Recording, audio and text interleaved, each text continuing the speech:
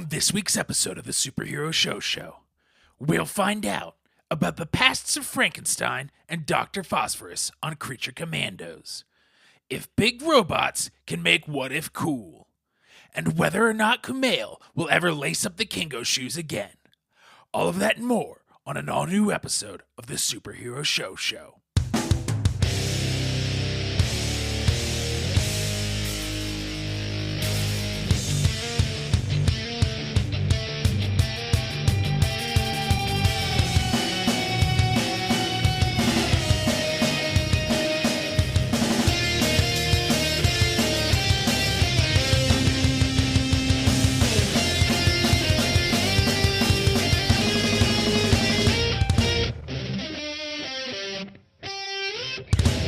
Hello, nerds, and welcome to the Superhero Show, the only podcast that covers every single TV show based on comic books that we feel like covering that week. I'm your host for the evening, Mike Gravanian, and with me is my boon companion, Ryan.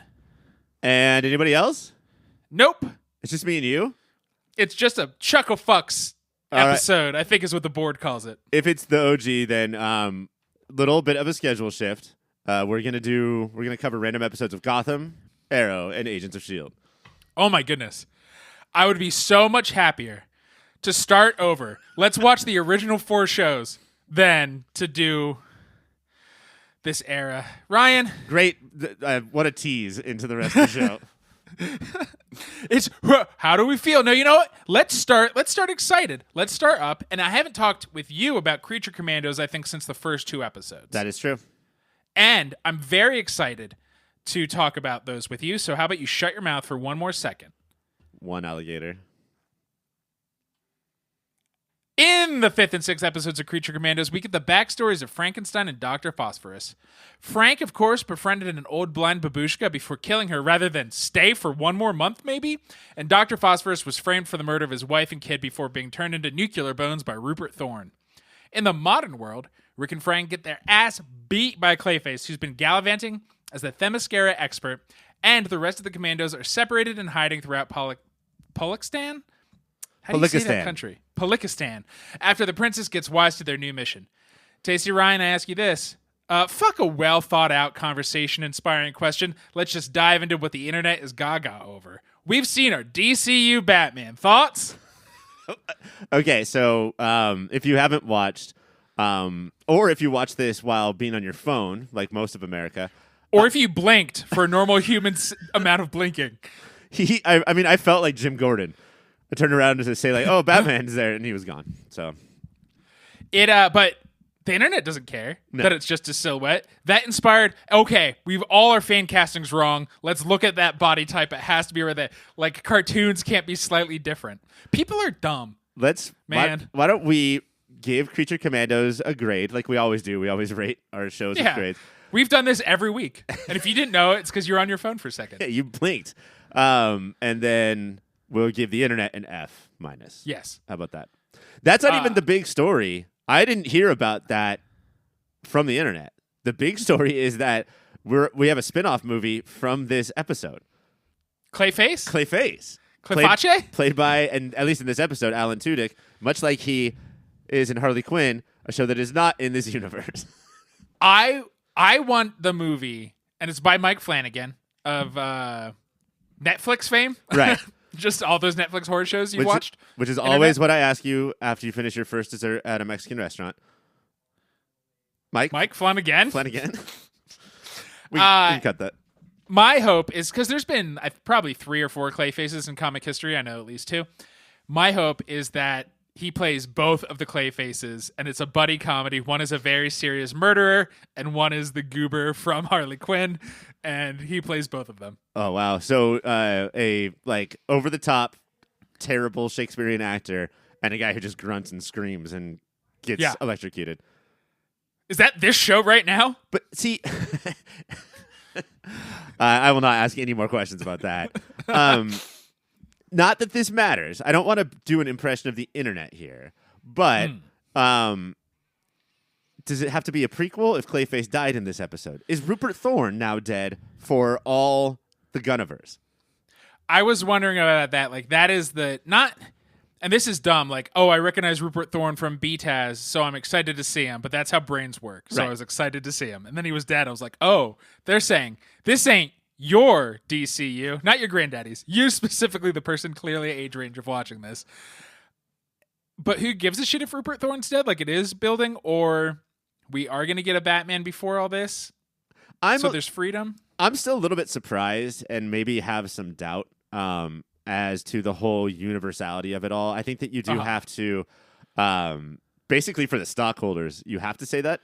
To say that this universe is not connected is like you're doing direct harm to your business as far as stockholders are concerned. But even though stockholders are dumb, and you can point to shared universe working twice, and it not working a bit.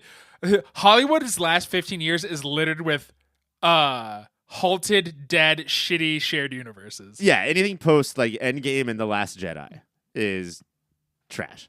Mm-hmm. But yeah, I kind of expect Gunn to look at the success of Harley Quinn, the success of Matt Reeves' Batman, and just say like, DC works better when it's not all tied together. Right. Most things do. Mm-hmm.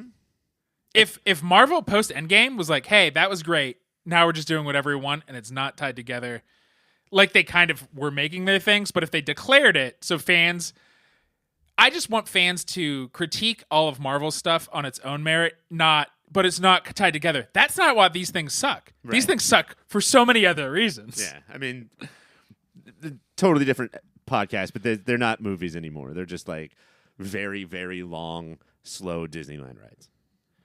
And that's not what we're here to talk about. Creature Commandos. Here, let's try this. Ryan, make an argument that anybody is the lead protagonist of this show over the bride. Just fucking try. I can't? You can. Let's talk about that. Yeah, I mean, it's not my favorite character type to be like the too cool for school because it just takes so long for them to like accept their found family, and we've seen it a billion times. But the bride is awesome. Her voice performance by Indira, I'll look that up, is endearing. Yes. And it's she has like, and this is a hard thing to say, one of the more traumatizing past. Yes. It is a race to the bottom for who has the most traumatizing past. I think why the too cool for school falling in love with your found family is working for me, even though we've seen it 1,000 times, is the structure of the show that sometimes I don't love. The balance of backstory versus modern. I do think the modern story is getting a short shrift, but with that short shrift, it means they're cutting corners in a way that I like.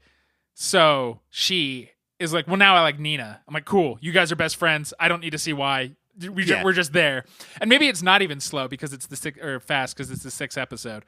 But in how much time we've actually seen them interact, it doesn't really make sense except fuck it. Who cares? You guys are buds now. Let's do it.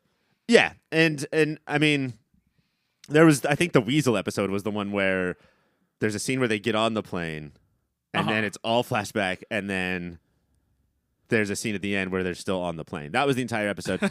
I like the mixing it up. I'm a fan of the Lost format. As far as I know, that's the show that would split up every episode, the first one.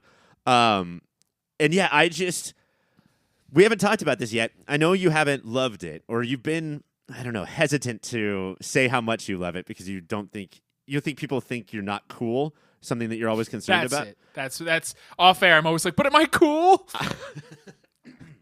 But I can't help enjoying, maybe not 4-star, giving it a 4-star rating, which we always do at the end of each episode. But the Gunn style of blood and heart, like it just works on me. And I think it's so basic. It shouldn't seem novel. Right. This is how a story is. It's a very easy way to tell stories. Not to take anything away from him, but yeah, this show's been working for me like basically since minute 1. I think I started with my arms crossed a little, and every episode I'm more and more warmed up to it, except the Weasel episode. Kat, you weren't there. Cassie and I talked about it, and I was just like, I closed my eyes when this show started and imagined an episode about the Weasel, and it played out minute by minute exactly like that. But in general, I'm formed up the show. I'm enjoying it. Do you know what it is? I like the Lost style too. It's a good way to get to know these people. and to see them arc. And so, we are different. Doctor Phosphorus, he's the one you're like, well, he's probably always been a piece of shit. And it's nope. Even he was just a loving Alan Tudyk. And never has a cartoon looked more like the person who played them. Yeah. And then we watched that character lose his mind, and that worked on me much better than the Weasel not surprise worked on me. See, I think I have the opposite problem. The Weasel one wasn't my favorite episode, but I think that the Doctor Phosphorus one didn't really give me any new information I couldn't just think of in my head, closing my eyes. It was the amount that it ramped up, and the amount that he went from normal dad to basically a scene from Watchmen. Like, yeah, it looked like they took the panels from Dr. Manhattan's origin story and just put them in here. I'm Ribs. With all of Rupert Thorne's gang laughing, which that was a nice touch. They thought it was hilarious this guy was burning up. They could have drawn one guy like, what? I thought we were going to rob banks. I am in the wrong line of work. These guys are jerks. And then, of course, this is how they all came together. It's not that they're all monsters or creatures or criminals, but a shared love of Gogol Bordello brings all these people here as he spends the back half of his story just partying to that band. Just dancing, dressed like a pimp, like a Spirit Halloween pimp costume in a club, dancing with people he makes dressed like him. I'll say Roma, right? Yes. The Roma influence, and I don't know if it's because of Gogol Bordello, but they're a part of it throughout this entire show. I mean, Frankenstein hadn't really been involved with the band yet, so he's like, oh, I better go meet an old, as you called her, babushka, so I can get in on this Roma shit. Wait, is that what's keeping me from my bride? I'm not Roma enough for all of you? I'm too busy Roma-ing around the planet? There it is. I hope that's okay to say. Frankenstein has now warmed up to me, and it's not just his backstory, which, again, I as you said with Phosphorus, it's not like what? It's playing off of the Frankenstein story, but a difference. His budding Flag friendship, despite Flag not wanting it at all, is that. I want the two of them together always. Yeah, I guess, excuse me, the bride does just eke out main protagonist, if that's what you want to declare, but Frankenstein is the breakout star here, which is crazy because he's a horrible, horrible person. He's a monster. Out of all of them, he might be the only monster. Right. Like, everybody else, you can see why they did the things they did or learn they did not do. His breakdown of his favorite rom-coms, including when Sally realized she loved Harry, she just fucking came in her chair. His love of rom-coms, endearing. Also his media illiteracy, endearing. It's so much more fun to watch his media illiteracy than the rest of the world's in the real world watching anything. Absolutely, for sure. He doesn't seem like he is internet brained. Let's just get to moments of the week. Ryan, what is yours? Oh, wow. I am going to say that my moment of the week is the rom-com talk. I mean, this sort of thing of like, we're best friends, aren't we? And then the second party says no. That's tried and true comedy stylings. It works here. I think it was clearly intended for Frankenstein to be the breakout comedian of the show, and it is working. But do you know why I think part of why it's working is it's slow cooked. Like, he hasn't even met most of her cast. He's so sidelined in a good way that it's not like, see, you all wanted the doll of him, right? That's Weasel. Mine is also a Frank and Flag moment. Flag is on the phone with the princess telling her, hey, the Creature Commandos minus me are coming back. Do not trust them.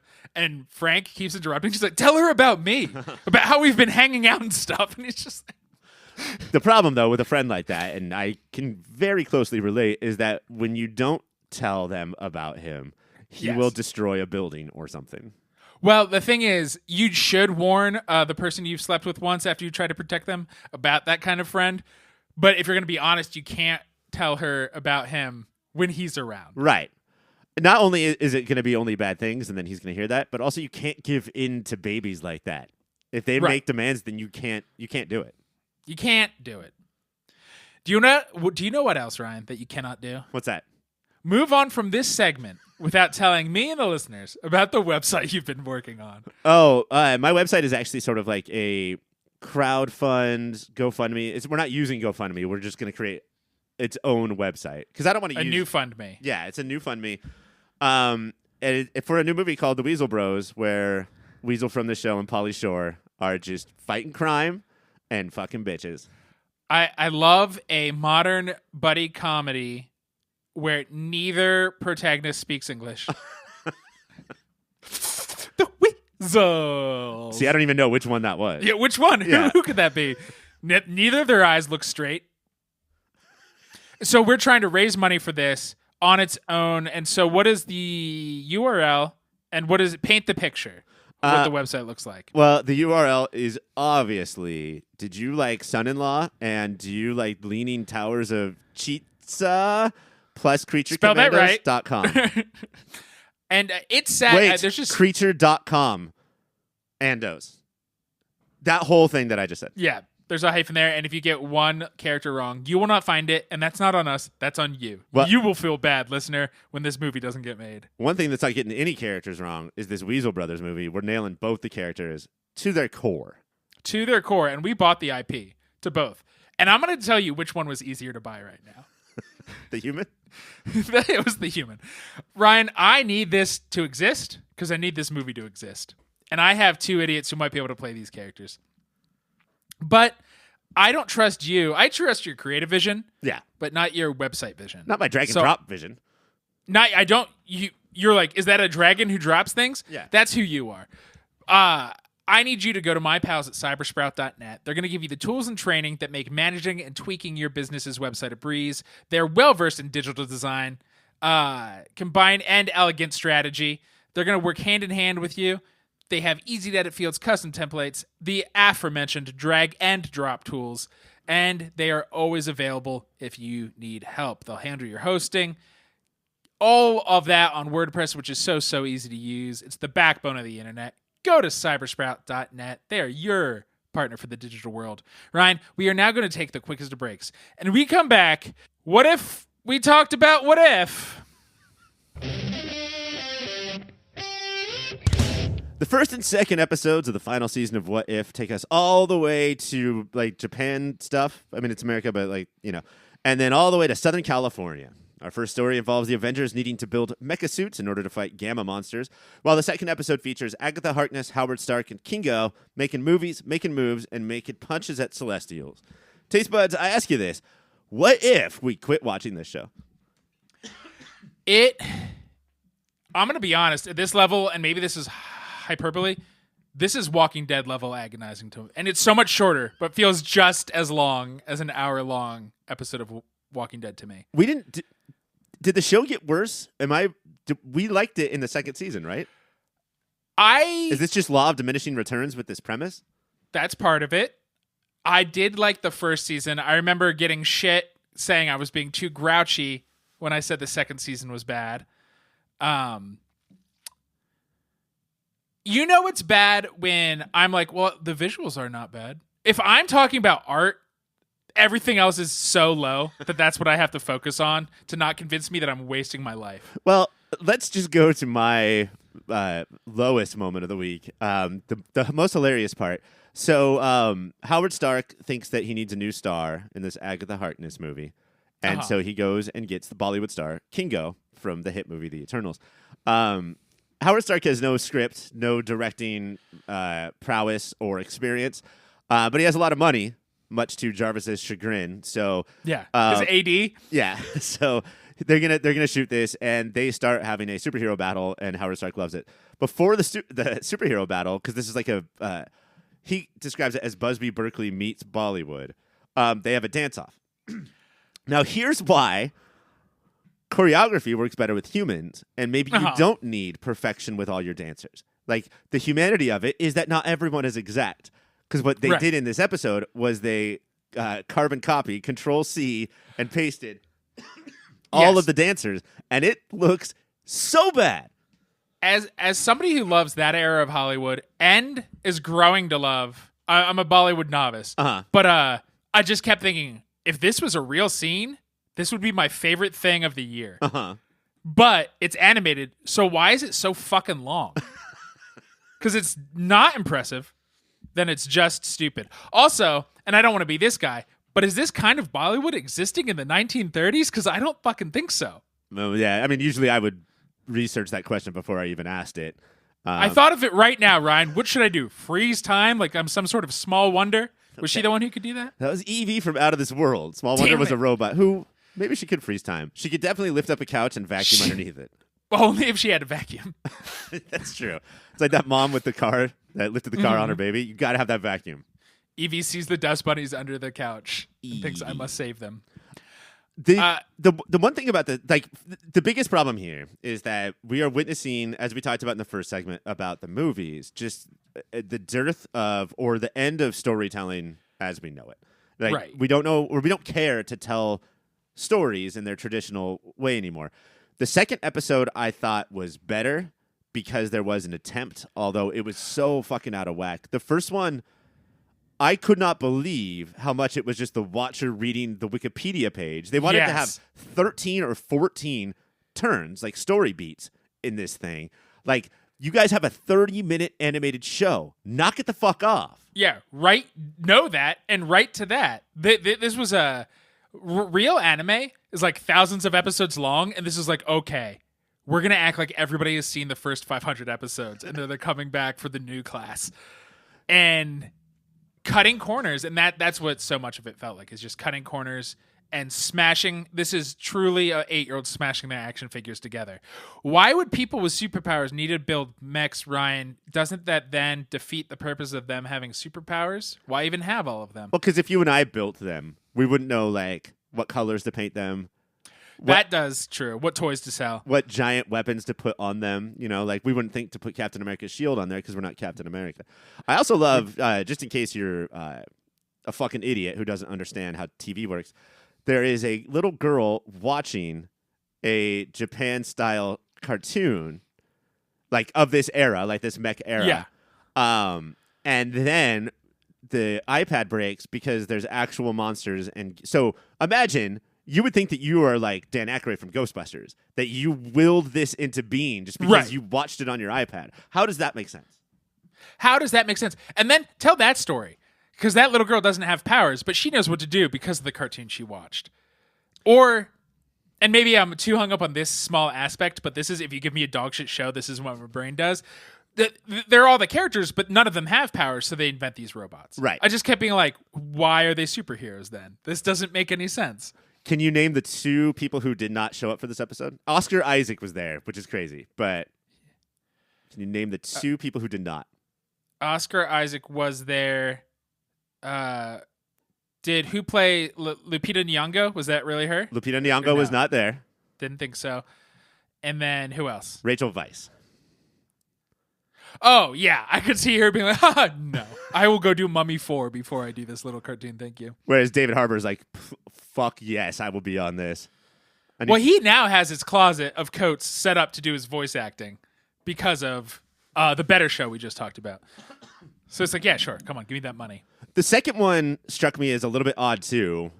The second one, there were so many issues, but it made me realize that, like, why did you make this what if? That episode, with just a couple of tweaks, could have been just a hidden story inside our MCU. And wouldn't that be so much more attractive to your goddamn stockholders? These people have stockholder syndrome. That's the problem with What If as like a sub franchise is I think the needle to thread of it can't just be what if Captain Carter got it instead of what if Hallie Atwell was the captain instead of Steve Rogers. They tweaked other things and that made that one work. But it can't be so far out there it also feels like a different version of look at all my toys, watching me smash them together. Which the second episode also felt like, because it's just like, these people have never been mentioned in the same breath. Well, why not? Yeah, that we rolled our dice, or we grabbed blindly 2 of our toys from our toy chest to smash together.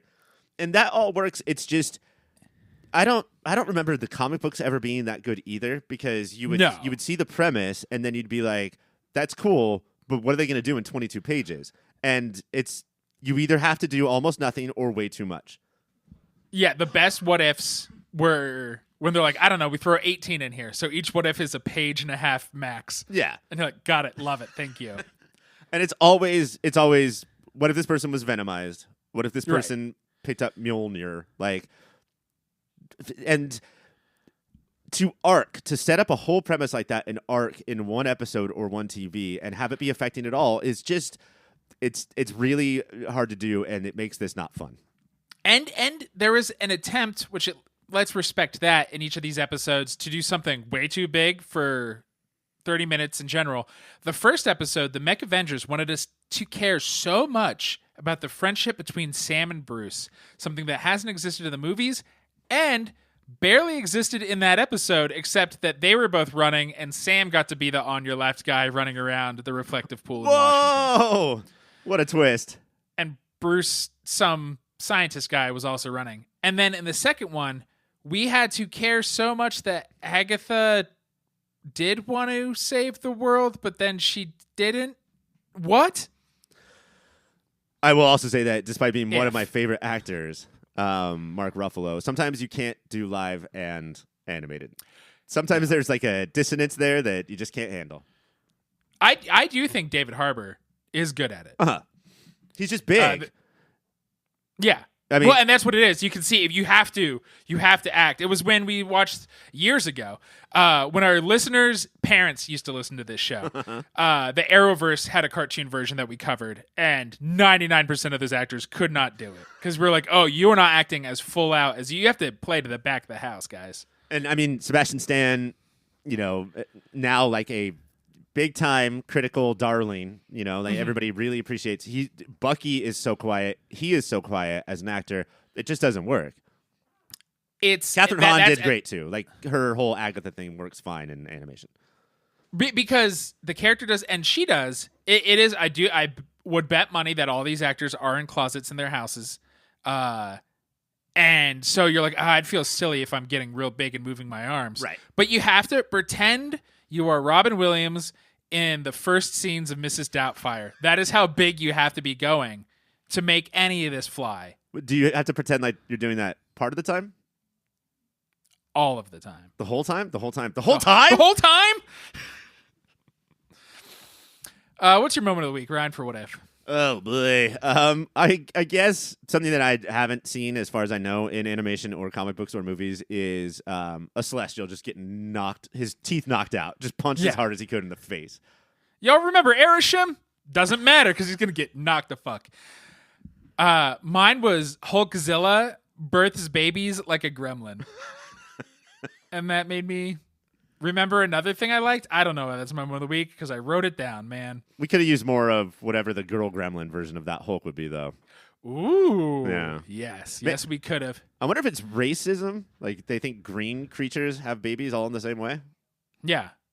Well, you know how iguanas and green parrots. Plus, water destroys the green gremlins and the green witch. So it's like vampire rules, but just for green people? Yeah. Okay. I don't like the way you said green people. Ryan, that is all the shows we have and all the time we have. Tell our lovely listeners about websites. Well, of course, did you like Son-in-Law and In the Army Now and Leaning Tower of Pizza? Because Cheesa, asshole. Sorry. Creature.com andos.org is, of course, looking for your money. So go there as soon as you can and donate We've changed the URL since you first introduced it. Oh, yeah, sorry. Cybersprout, get on that, please. Donate, what, 10 grand, 15 grand? It's not a big deal. It's not a big, it's $15,000 to $19,000 per person. Take all of your gift cards from Christmas and just put them into your computer. Yeah. And then, of course, popfilter.co is the only website you can get every one of our podcasts and articles that I think a new one is going to be out in 2025. I've heard that. No longer do you have to just refresh what the cast of Mike and Molly are up to now. There will be new casts of sitcoms that we're letting you know where they are. And I keep do pimping. That's a sentence. I do think our old Battle World articles are going to be more and more relevant the closer we are to Secret Wars. Oh shit! If you could like print those out and then send them to the CGC, get them slabbed. If you get a 9.8 of those articles, you're gonna make money. You're gonna make money. Ryan mentioned other shows. One of those, of course, is Movie of the Year, which this very week we are diving straight into 2024. It is going to be a great mini season. We're going to be talking about Oscar possibilities. We're going to be making mixtapes. We're going to be talking about TV comedy, TV drama, horror, films even. So that's Movie of the Year.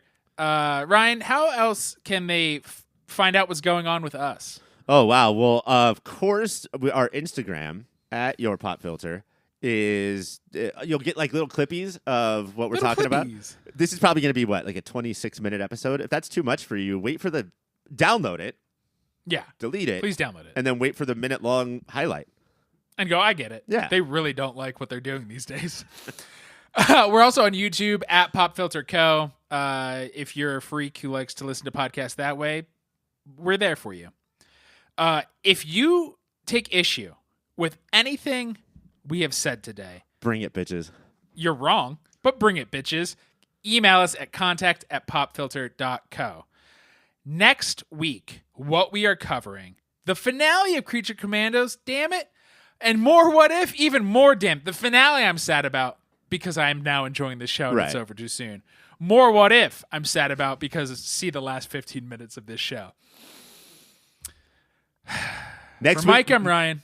Sorry, next week might be the last time we talk about it, so you're definitely going to want to tune in and hear that. That's true. Two of us have our keys in the fuck this show. We'll see what Cassie has to say when she comes back. But I'm me, he's he. Enough said.